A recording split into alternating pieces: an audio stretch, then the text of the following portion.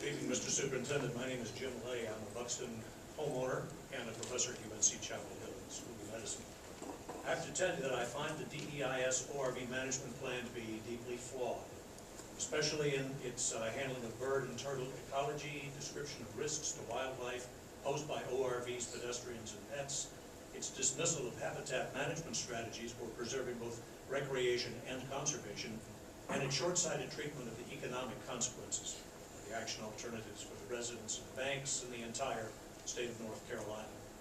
On pages 281 and 284, the DEIS acknowledges that beach-related tourism drives the economy of the area, but none of the action alternatives specifically provides for protecting that vital element of resident life, acknowledging only that businesses on the islands may receive light to moderate damage when beach closures force recreational visitors to take their money elsewhere.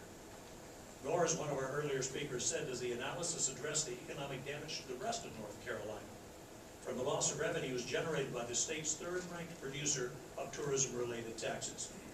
As tourism is directly diminished on Body, Hatteras, and Ocracoke Islands, as it will be if the DEIS goes forward as written.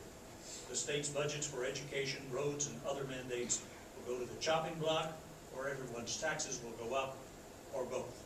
And all North Carolinians would then be able to say to their neighbors on the Outer Banks, now I really feel your pain. In addition, the documentation that justifies restricting public access to the seashore's beaches reminds me of the best available science that for thousands of years kept our ancestors believing the world was flat. What's presented as scientific substance throughout is often scattered observation seasoned with the observer's preferences, instead of peer-replicated, independent experimental studies that real science should be made of.